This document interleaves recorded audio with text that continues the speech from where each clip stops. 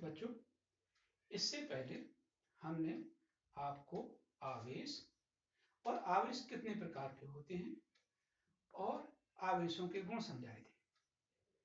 अब हम यहाँ पर कूलॉम का नियम पढ़ेंगे। कूलॉम का नियम क्या कहलाता है? कूलॉम का नियम होता है दो बिंदु आवेशों के बीच लगने वाला आकर्षण या प्रतिकर्षण बल आवेशों के गुणनफल के अनुक्रमानुपाती एवं उनके बीच की दूरी के वर्ग के व्युत्क्रमानुपाती होता है। माने जो वैद्युत बल है, आकर्षण या प्रतिकर्षण पर आकर्षण या प्रतिकर्षण बल है, वैद्युत बल है, ये आवेशों के गुणनफल के अनुक्रमानुपाती और उनके बीच की दूरी के वर्ग के व्युत्क्रमानुपाती होता है। जैसे इस चित्र में दो बिंदु आवेश Q1 व Q2 परस्पर r दूरी पर वायु या निर्वात में रखे हैं। तो जो Q1 Q2 बिंदु आवेश हैं, ये r दूरी पर वायु में रखे हैं। तो इनके बीच में लगने वाला आकर्षण या प्रतिकर्षण वैद्युत बल F अनुक्रमानुपाती Q1 Q2 बटे r स्क्वायर, यानी आवेशों के गुणनफल के अनुक्रमानुपाती और बीच की दूरी के वर्ग के व्युत्क्रमानुपाती होता है। अनुक्रमानुपाती के चिन्ह को जो बराबर में लिखते हैं तो अनुक्रमानुपाती नियतांक आता है। तो F बराबर स्मॉल a Q1 Q2 बटे r स्क्वायर। यहां पर स्मॉल a कहलाता है अनुक्रमानुपाती नियतांक। इस अनुक्रमानुपाती नियतांक का मान होता है 1/4 पाई एप्सिलॉन 0। इसको कहते हैं एप्सिलॉन 0 या एप्सिलॉन नॉट, इसको कहते हैं। तो a बराबर 1/4 पाई एप्सिलॉन 0 और इसका जो टोटल मान होता है ये होता है 9 गुणा 10 की घात 9। अब जैसे मात्रक समझना है तो a के लिए हो जाएगा a बराबर f इंटू आर स्क्वायर बटे Q1 Q2, माने f का मात्रक इंटू दूरी के वर्ग का मात्रक बटे Q1 इंटू Q2 का मात्रक। f का मात्रक एसआई पद्धति में न्यूटन होता है, दूरी का मात्रक होता है मीटर और आवेश का मात्रक होता है कूलॉम। तो इसका जो मात्रक हो जाएगा a का या 1/4 पाई एप्सिलॉन 0 का जो मात्रक होगा वो हो जाएगा एसआई पद्धति में न्यूटन मीटर स्क्वायर प्रति कूलॉम स्क्वायर, ये हो जाएगा। तो जो यहाँ पर एप्सिलॉन 0 है, ये एप्सिलॉन 0 इसको पढ़ते हैं एप्सिलॉन 0 या एप्सिलॉन नॉट भी पढ़ते हैं। एप्सिलॉन 0 को कहते हैं निर्वात की विद्युतशीलता। क्या कहलाती है? एप्सिलॉन 0 कहलाती है निर्वात की विद्युतशीलता। इस निर्वात की जो विद्युतशीलता है इसका मान होता है 8.85 गुणा 10 की घात ऋण 12। 8.85 गुणा 10 की घात ऋण 12 कूलॉम स्क्वायर प्रति न्यूटन मीटर स्क्वायर, ये होता है।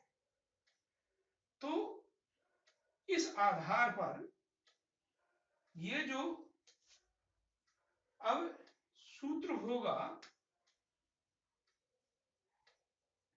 a की जगह हम ले सकते हैं 1/4 पाई एप्सिलॉन 0 Q1 Q2 बटे r स्क्वायर, ऐसे भी हम ले सकते हैं। a की जगह पर हमने ये लिख दिया। ये तो था कि ये जो बिंदु आवेश हैं ये वायु या निर्वात में रखे। यदि ये बिंदु आवेश ऐसे माध्यम में रखे हैं जिस माध्यम का परावैद्युतांक k है, माने यदि बिंदु आवेश के माध्यम के परावैद्युतांक में स्थित हैं तो उनके बीच में आकर्षण या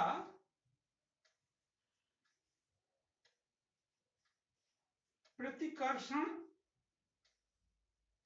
बल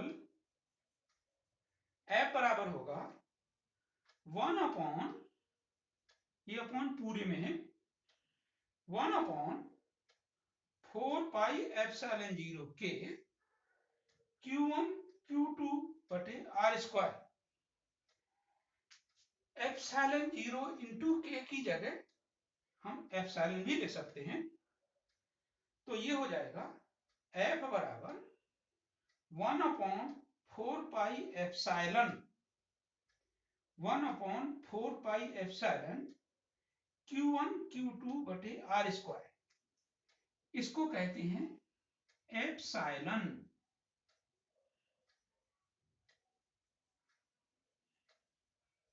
ये कहलाता है।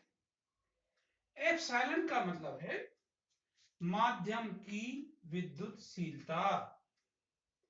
एप्सिलॉन का मतलब क्या है? माध्यम की विद्युतशीलता।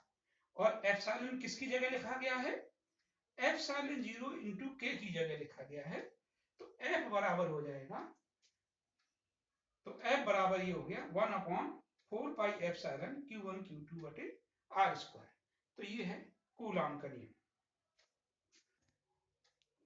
हाँ, तो अतः जो वैद्युत बल का सूत्र हुआ, ये हुआ F बराबर 1/4πε0 के Q1 Q2 बटे R स्क्वायर। तो यदि ये बिंदु आवेश वायु या निर्वात में है, तो वायु या निर्वात के लिए जो माध्यम का परावर्तनांक होता है ये 1 होता है। तो इस स्थिति में जो वैद्युत बल होगा ये होगा F बराबर 1/4πε0 Q1 Q2 बटे R स्क्वायर। अब हमें एक कूलाम की परिभाषा करनी है कि एक कूलाम किसे कहते हैं।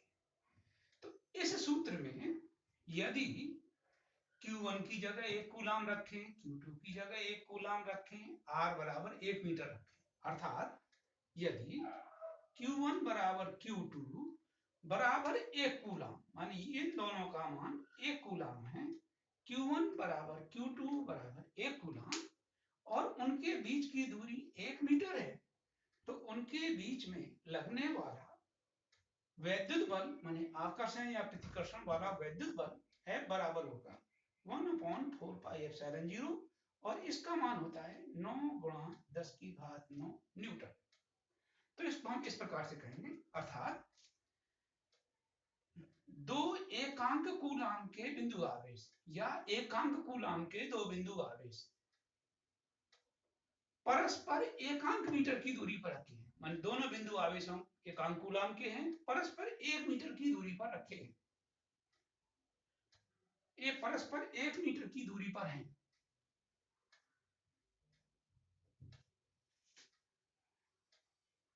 कहां रखें? वायु या निर्वात में, परस्पर 1 मीटर की दूरी पर वायु या निर्वात में है, तो उनके बीच में लगने वाला आकर्षण या प्रतिकर्षण बल 9 × 10⁹ न्यूटन होगा।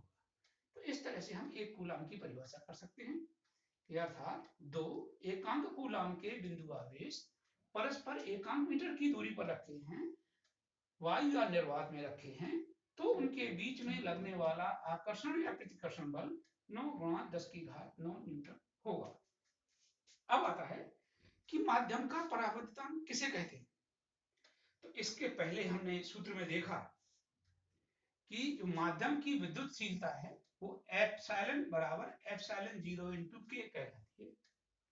तो यदि हम पक्षांतर करेंगे तो के बराबर हो जाएगा एप्सिलॉन बटे एप्सिलॉन 0।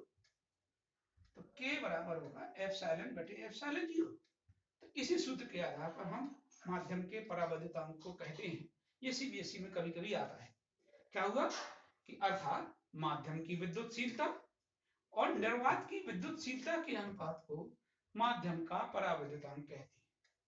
तो ये है माध्यम का परावर्तनांक।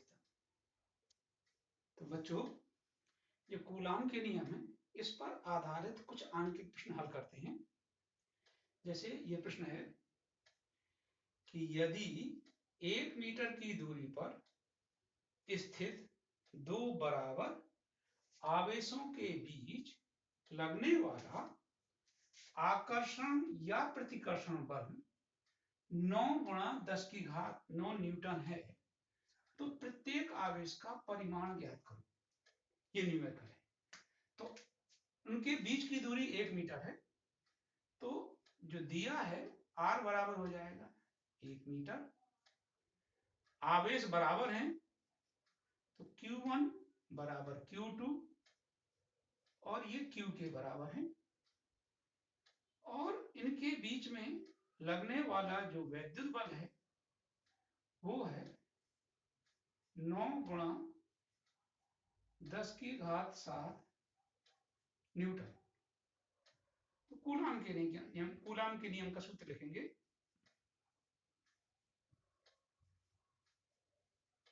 नियम से ये सूत्र हो जाएगा F बराबर 1/4πε0 Q1 Q2 बटे r²। F का मान लिखेंगे 9 गुणा 10⁻7 बराबर 1/ε0 4πε0 का मान होता है 9 गुणा 10⁹। Q1 की जगह भी Q रखेंगे, Q2 की जगह भी Q रखेंगे, तो ये हो जाएगा Q² बटे जो बीच की दूरी है वो है 1, तो 1 का स्क्वायर हो जाएगा। तो 1 का स्क्वायर 1 हुआ, इसका पक्षांतर करेंगे तो ये बटे में आ जाएगा। तो ये हो जाएगा Q² बराबर 9 गुणा 10⁻7 बटे 9 गुणा 10⁹। 9 से 9 कट जाएगा, ये 10⁻7 है, 10⁻9 है, तो आधार समान होता है, भाग में घातें घट जाती हैं। तो जब भाग में घातें घटती हैं तो 7 - 9 बराबर 10⁻²। तो Q बराबर हो जाएगा वर्गमूल 10⁻², या इसको हम ऐसे भी लिखेंगे 10⁻²। वर्गमूल का मतलब होता है होल घात 1/2। घात के ऊपर जब घात होती है तो घातों का गुणा होता है, तो 10⁻2 गुणा 1/2 बराबर 10⁻1 कूलम। तो ये आवेश का मान आया Q बराबर 10⁻1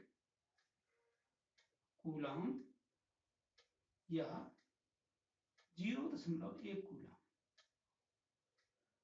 इस प्रकार से आवेश की गणना कर सकते हैं। तो ऐसे ही आप कम से कम 2 आंकिक प्रश्न हल करेंगे। ये 2 आंकिक प्रश्न आप इसी टाइप के घर से लगाएंगे। जैसे इसमें हमने Q का मान निकाला है, तो किसी में R का मान निकालना होगा। तो इस तरह के आप कम से कम घर में 2 आंकिक प्रश्न लगाएंगे। ये दूसरा आंकिक प्रश्न ये है कि 2 धनावेश जो परस्पर 0.3 मीटर की दूरी पर स्थित हैं, एक दूसरे को 1.6 न्यूटन के बल से प्रतिकर्षित करते हैं। यदि दोनों आवेशों का योग 10 माइक्रोकूलाम हो तो उनके अलग अलग मान ज्ञात करो। ये बोर्ड में आया है प्रश्न इस टाइप का। तो इसको हल करने के लिए इस तरह से हल करते हैं कि जो आवेशों का योग है Q1 धन Q2 बराबर 10 माइक्रोकूलाम या 10, तो Q1 धन Q2 बराबर 10 माइक्रोकूलाम बराबर 10 गुणा 10⁻⁻6 कूलाम। समीकरण नंबर 1 बना लिया।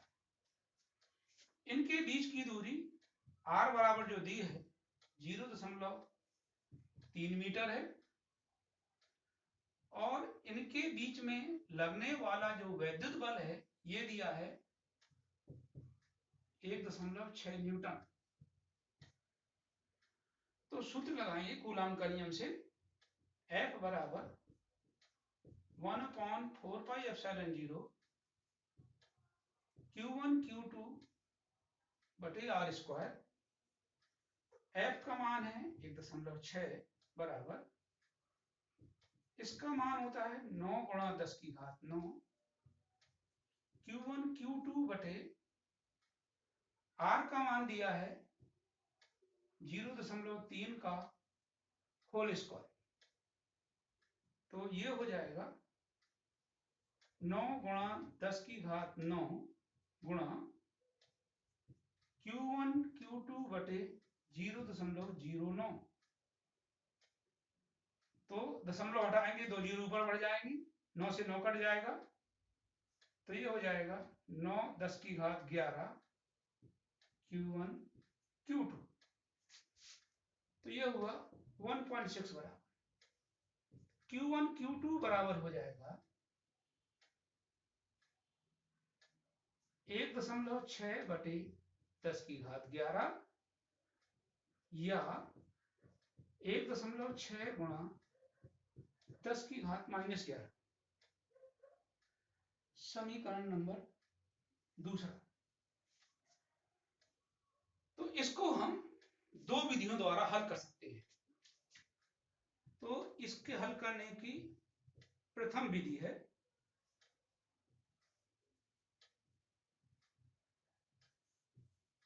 एक विधि है, जैसे दोनों का योग दिया है 10 माइक्रोकूलम दिया है, यदि हम दोनों का अंतर ज्ञात कर लें तो फिर उस समीकरण को हल कर सकते हैं।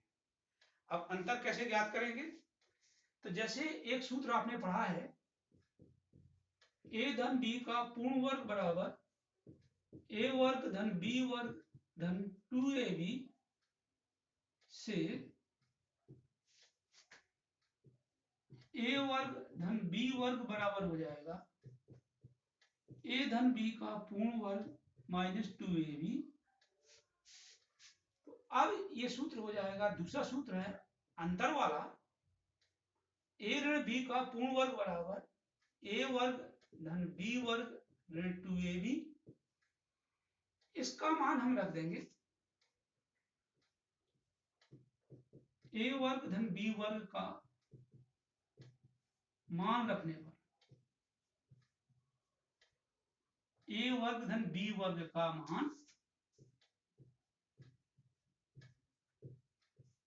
रखने पर, तो ये हो जाएगा a ऋण b का पूर्ण वर्ग बराबर a वर्ग धन b वर्ग का मान है a धन b का पूर्ण वर्ग -2ab, और ये -2ab ये है, तो ये सूत्र हो जाएगा a धन b का पूर्ण वर्ग -4ab, ये हुआ a ऋण b का पूर्ण वर्ग। तो ये सूत्र हमने इस तरह से, हम जानते हैं हाई स्कूल में आपने इस तरह से सूत्र पढ़ा है। तो अब हम इसको इस तरह से हम सूत्र बनाएंगे, तो ये हो जाएगा Q1 माइनस Q2 का पूर्ण वर्ग बराबर, जैसे a ऋण b का पूर्ण वर्ग है तो Q1 माइनस Q2 का पूर्ण वर्ग बराबर यहाँ a धन b का पूर्ण वर्ग है, तो Q1 धन Q2 का पूर्ण वर्ग माइनस 4Q1 Q2। समीकरण 1 और 2 से मान रख देंगे, समीकरण 1 और 2 से हम मान रख देंगे इस पर, तो ये हो जाएगा Q1 माइनस Q2 का पूर्ण वर्ग बराबर Q1 धन Q2 माने 10 गुणा 10 की घात -6 का पूर्ण वर्ग -4 इंटू Q1 Q2 1.6 गुणा 10 की घात -11, 10 की घात 1.6 गुणा 10 की घात -11, तो ये 10 की घात ऋण 5 है, इसको हम ऐसे भी पढ़ सकते हैं माइनस 6.4 इंटू 10⁻⁻11, तो ये हो जाएगा 10⁻10 माइनस, घात के ऊपर घात होती है, घातों का गुणा होता है, तो 10 की घात ऋण 10 माइनस 6.4 गुणा 10 की घात -11। इसमें हम 10 की घात -12 कॉमन लेंगे। अब जैसे इसमें 10 की घात ऋण 10 है, 10 की घात ऋण 12 नहीं है, तो इसको हल करने का एक तरीका होता है कि थोड़ा सा इसको आगे बढ़ाते हैं। ऋण 6.4 गुणा 10 की घात -11, इसको आगे लिख लेते हैं। तो ये 10 की घात ऋण 10 था पहले से, अब हमें इसको 10 की घात ऋण 12 बनाना है, तो यहाँ ऋण 2 की कमी है। तो सबसे अच्छा तरीका है इसमें 10 की घात ऋण 2 का ऊपर गुणा कर दें और 10 की घात ऋण 2 का नीचे गुणा कर दें, तो ऊपर ऋण 10 और ऋण 2 ऋण 12 हो जाएगा। तो ऋण 12, 10 की घात ऋण 12 कॉमन आ जाएगा, तो नीचे बचेगा 1/10 की घात ऋण 2।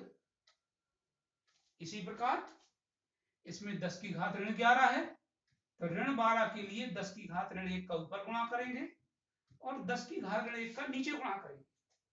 ऋण 11 और ऋण 1 ऋण 12 कॉमन आ जाएगा, तो यहां बचेगा 6.4 बटे 10 की घात ऋण 1। तो ये हो जाएगा 10 की घात ऋण 12, 10 की घात ऋण 1 2 ऊपर जाएगा तो ऊपर 100 हो जाएगा, माइनस 10 की घात ऋण 1 ऊपर जाएगा 10 हो जाएगा, 6.4 में 10 का गुणा करेंगे 64 हो जाएगा। इसको हम 100 में से 64 घटाएंगे 36 हो जाएगा, 10 की घात ऋण 12। ये हमारा आया Q1 माइनस Q2 का पूर्ण वर्ग हो रहा। तो इससे फिर Q1 माइनस Q2 बराबर, इसका हम वर्गमूल लेंगे, तो वर्गमूल 36 गुणा 10 की घात ऋण 12, तो 36 का हो जाएगा 6 और 10 की घात ऋण 12 का हो जाएगा 10 की घात ऋण 6। इसको समीकरण नंबर 3 बनाएंगे। अब जब ये समीकरण नंबर 3 बनाएंगे तो एक बार प्रथम स्थिति में समीकरण 1 और 3 को हम जोड़ देंगे। जब हम समीकरण इस 1 और इस 3 को हम जोड़ेंगे तो ये Q2 कट जाएगा, तो 2Q1 बराबर ये 10 गुणा 10 की घात -6 और 6 गुणा 10 की घात -6 जुड़ जाएंगे, तो ये हो जाएगा 2Q1 बराबर क्या, 10 गुणा 10 की, पहले लिख देते हैं, 10 गुणा 10 की घात -6 प्लस 6 गुणा 10 की घात -6, तो ये हो जाएगा 16 गुणा 10 की घात -6। इसीलिए Q1 बराबर करेंगे तो 16/2 गुणा 10 की घात -6 बराबर 8 गुणा 10 की घात -6 कूलामी हो जाएगा। तो इसमें हमने ये देखा कि 2Q1 का मान आया 16 गुणा 10 की घात ऋण 6, तो Q1 बराबर हो जाएगा 16/2 गुणा 10 की घात ऋण 6, तो 8 गुणा 10 की घात ऋण 6 कूलाम, ये Q1 का मान है। इस Q1 का मान समीकरण 1 या समीकरण 3 किसी में भी रख दें तो Q2 का मान आ जाएगा। तो Q1 का मान समीकरण 1 में रखने वाला,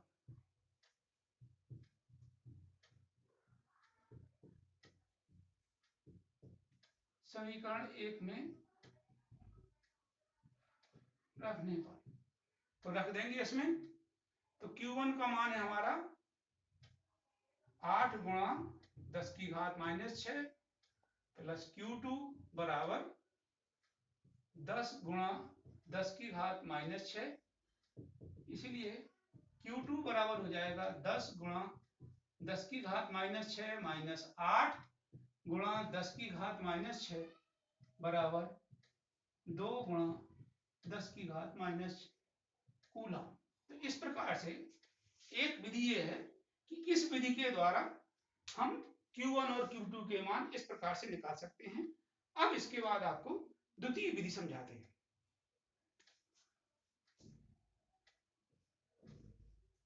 शुरू करिए। द्वितीय विधि है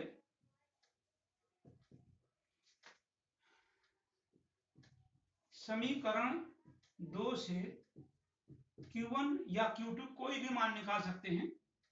Q1 बराबर 1.6 गुणा 10 की घात -11 बटे Q2 समीकरण 1 में रखने पर, इस समीकरण 1 में रख देंगे Q1 की जगह, तो ये हो जाएगा 1.6 गुणा 10 की घात -11 बटे Q2 प्लस Q2 बराबर 10 गुणा 10 की घात -6। तो पूरे समीकरण में Q2 से गुणा करना।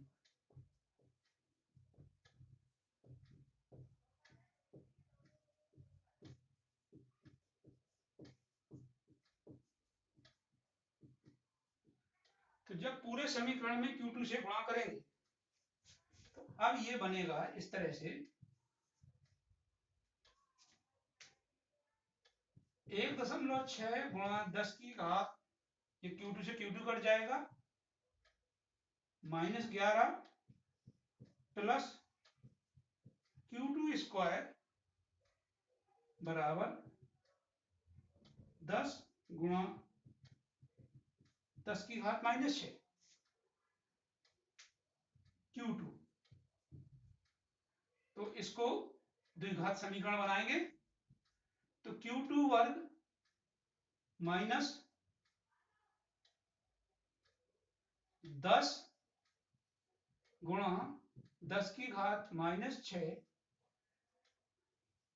Q2 प्लस 1.6 गुणा 10 की घात -11 बराबर 0। तो अब इसके हम गुणनखंड करेंगे, तो जब हम इसके गुणनखंड करेंगे तो गुणनखंड इसके आएंगे 8 गुणा 8 और 2 ये आएंगे, तो ये हो जाएगा Q2 स्क्वायर माइनस 8 गुणा 10 की घात -6 प्लस 2 गुणा 10 की घात -6 Q2 प्लस 1.6 गुणा 10 की घात -11 बराबर 0। तो ये हो जाएगा Q2 वर्ग माइनस 8 गुणा 10 की घात -6 Q2 माइनस 2 गुणा 10 की घात -6 Q2 प्लस 1.6 गुणा 10 की घात -11 बराबर 0। इसमें और इसमें हम कॉमन लेंगे, इसमें Q2 कॉमन आएगा तो Q2 ऋण 8 गुणा 10 की घात -6, इसमें -2 गुणा 10 की घात -6 कॉमन लेंगे, तो यहां आ जाएगा Q2। अब इसमें से 10 की घात -6 कॉमन लेंगे तो यहां बचे, या ऋण कॉमन लिया तो ऋण का ऋण में गुणा करेंगे तो ये तो धन हो गया, ऋण का धन में गुणा करेंगे ये ऋण हो जाएगा। तो 1.6 में 2 कॉमन लेंगे तो 0.8 गुणा 10 की घात -5 बराबर 0 हो जाएगा। तो ये तो ज्यों का त्यों लिखेंगे, Q2 माइनस 8 गुणा 10 की घात माइनस 6 माइनस 2 गुणा 10 की घात माइनस 6, ये भी हो जाएगा Q2 माइनस, इसमें 10 की घात ऋण 1 का गुणा करेंगे तो ये इस तरह से भी हो जाएगा 10 की घात ऋण 6 बराबर 0। इसमें हम 10 की घात ऋण 1 का गुणा करें, 10 की घात ऋण 1 का भाग दें तो ऋण 1 और ऋण 5 ऋण 6 हो जाएगा, ऋण 1 ये ऊपर जाएगा धन 1 हो जाएगा, 0.8 में 10 की घात धन 1 का गुणा करेंगे तो 8 हो जाएगा।